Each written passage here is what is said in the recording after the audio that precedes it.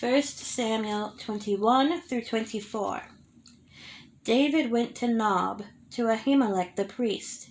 Ahimelech trembled when he met him and asked, "Why are you alone? Why is no one with you?"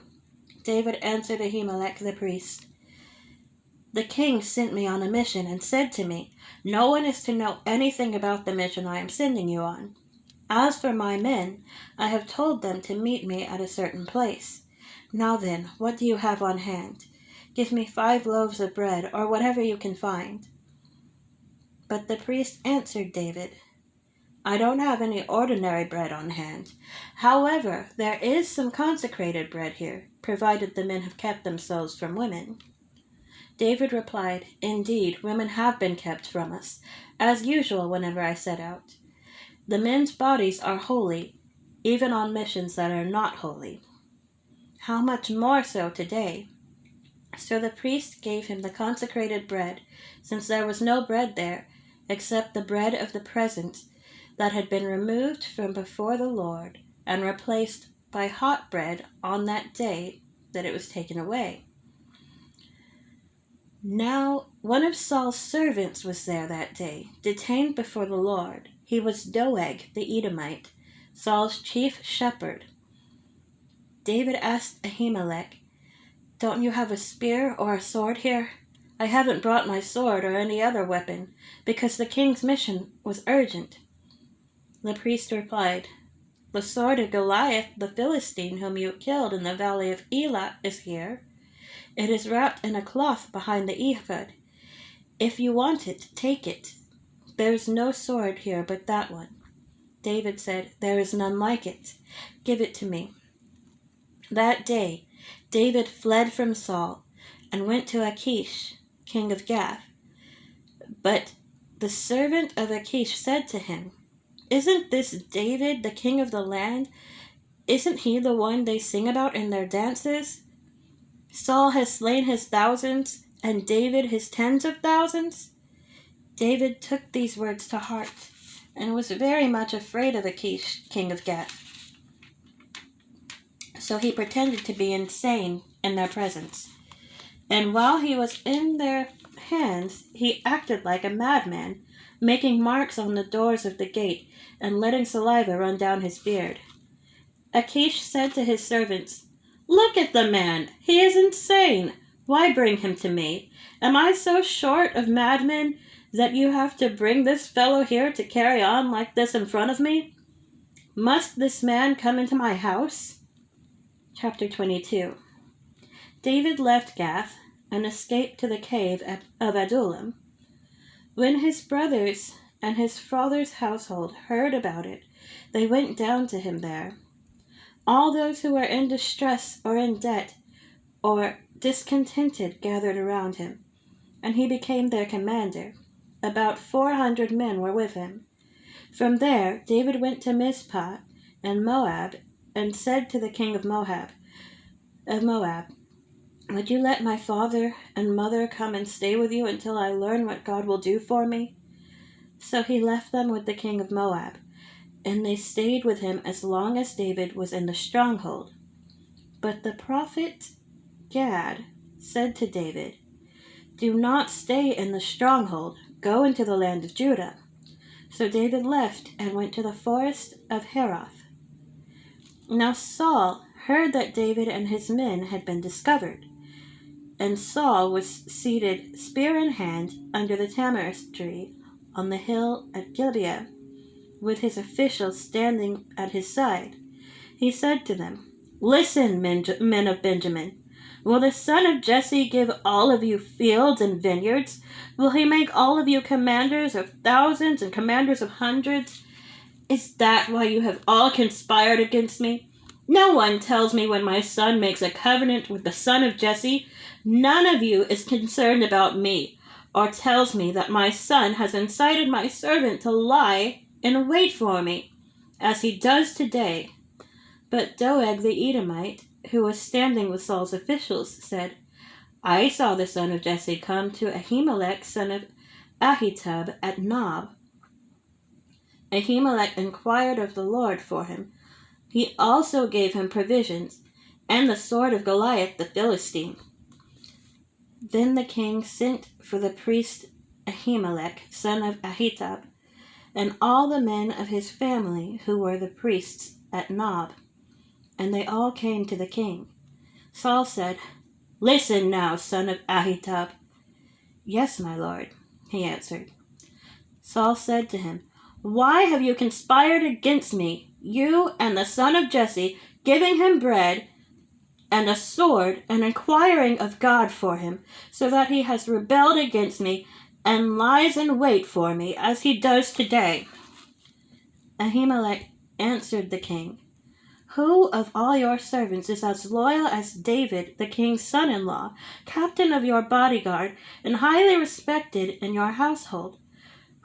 Was that day the first time I inquired of God for him? Of course not. Let not the king accuse your servant, or any of his father's family, for your servant knows nothing at all about this whole affair." But the king said, "You will surely die, Ahimelech, you and your whole family."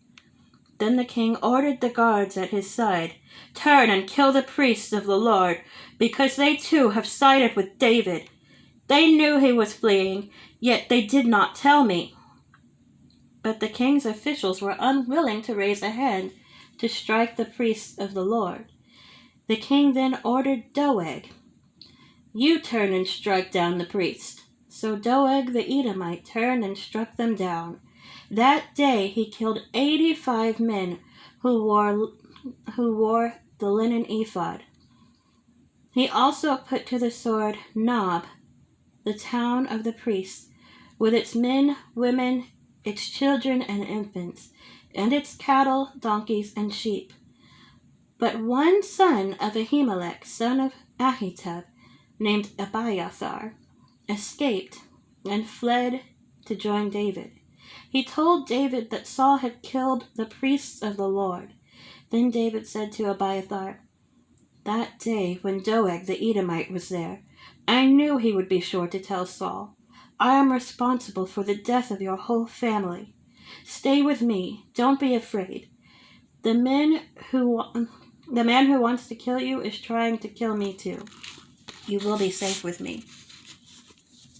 23. When David was told, "Look, the Philistines are fighting against Keilah and are looting the threshing floors," he inquired of the Lord, saying, "Shall I go and attack these Philistines?" The Lord answered him, "Go and attack the Philistines and save Keilah." But David's men said to him, "Here in Judah we are afraid. How much more then if we go to Keilah against the Philistine forces?"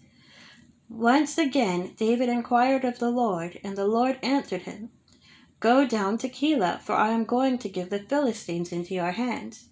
So David and his men went to Keilah, fought the Philistines, and carried off their livestock. He inflicted heavy losses on the Philistines and saved the people of Keilah. Now Abiathar, son of Ahimelech, had brought the ephod down with him when he fled to David at Keilah. Saul was told that David had gone to Keilah, and he said, "God has delivered him into my hands, for David has imprisoned himself by entering a town with gates and bars." And Saul called up all his forces for battle, to go down to Keilah to besiege David and his men. When David learned that Saul was plotting against him, he said to Abiathar the priest, "Bring the ephod."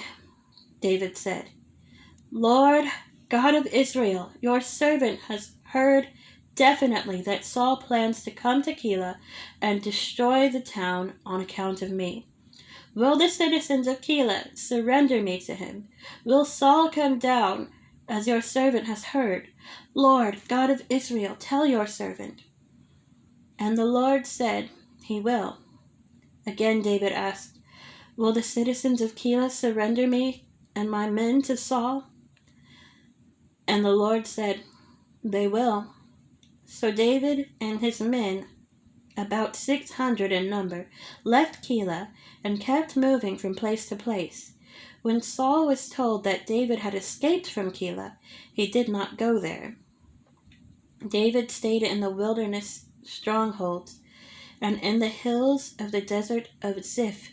Day after day, Saul searched for him, but God did not give David into his hands.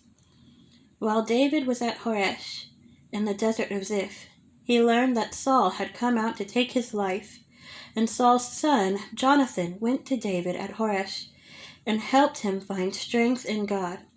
"Don't be afraid," he said. "My father Saul will not lay a hand on you. You will be king over Israel, and I will be second to you. Even my father Saul knows this." The two of them made a covenant before the Lord. Then Jonathan went home, but David remained at Horesh. The Ziphites went up to Saul at Gibeah and said, "Is not David hiding among us in the strongholds at Horesh, on the hill of Achilah, south of Jeshimon?" "No, your majesty. Come down whenever it pleases you to do so, and we will be responsible for giving him into your hands." Saul replied, "The Lord bless you for your concern for me. Go and get more information. Find out where David usually goes and who has seen him there. They tell me he is very crafty. Find out about all the hiding places he uses, and come back to me with definite information. Then I will go with you. If he is in the area, I will track him down among all the clans of Judah." So they set out and went to Ziph, ahead of Saul. Now David and his men were in the desert of Maon, in the Arabah south of Jeshimon. Saul and his men began the search, and when David was told about it, he went down to the rock and stayed in the desert of Maon. When Saul heard this, he went to the desert of Maon in pursuit of David. Saul was going along one side of the mountain, and David and his men were on the other side, hurrying to get away from Saul. As Saul and his forces were closing in on David and his men to capture them, a messenger came to Saul, saying, "Come quickly, the Philistines are raiding the land." Then Saul broke off his pursuit of David and went to meet the Philistines. That is why they call this place Sela Hamakalath. And David went up from there and lived in the strongholds of En-gedi. 24. After Saul returned from pursuing the Philistines, he was told, "David is in the desert of En-gedi." So Saul took 3,000 able young men from all Israel and set out to look for David and his men near the crags of the wild goats. He came to the sheep pens along the way. A cave was there, and Saul went in to relieve himself. David and his men were far back in the cave. The men said, This is the day the Lord spoke of when he said to you, I will give your enemy into your hands for you to deal with as you wish." Then David crept up unnoticed and cut off a corner of Saul's robe. Afterward, David was conscience-stricken for having cut off a corner of his robe. He said to his men, "The Lord forbid that I should do such a thing to my master, the Lord's anointed, or lay my hand on him, for he is the anointed of the Lord." With these words, David sharply rebuked his men and did not allow them to attack Saul. And Saul left the cave and went on his way. Then David went out of the cave and called out to Saul, "My lord, the king!" When Saul looked behind him, David bowed down and prostrated himself with his face to the ground. He said to Saul, "Why do you listen when men say, 'David is bent on harming you'? This day you have seen with your own eyes how the Lord delivered you into my hands in the cave. Some urged me to kill you, but I spared you. I said, I will not lay my hand on my Lord, because he is the Lord's anointed. See, my father, look at this piece of your robe in my hand. I cut off the corner of your robe, but did not kill you. See that there is nothing in my hand to indicate that I am guilty of wrongdoing or rebellion. I have not wronged you, but you are hunting me down to take my life. May the Lord judge between you and me, and may the Lord avenge the wrongs you have done to me, but my hand will not touch you. As the old saying goes, from evildoers come evil deeds, so my hand will not touch you. Against whom has the king of Israel come out? Who are you pursuing? A dead dog? A flea? May the Lord be our judge and decide between us. May he consider my cause and uphold it. May he vindicate me by delivering me from your hand. When David finished saying this, Saul asked, Is that your voice, David, my son? And he wept aloud. You are more righteous than I, he said. You have treated me well, but I have treated you badly. You have just now told me about the good you did to me. The Lord delivered me into your hands, but you did not kill me. When a man finds his enemy, does he let him get away unharmed? May the Lord reward you well for the way you have treated me today. I know that you will surely be king, and that the kingdom of Israel will be established in your hands. Now swear to me by the Lord that you will not kill off my descendants, or wipe out my name or from my father's family. So David gave his oath to Saul. Then Saul returned home, but David and his men went up to the stronghold.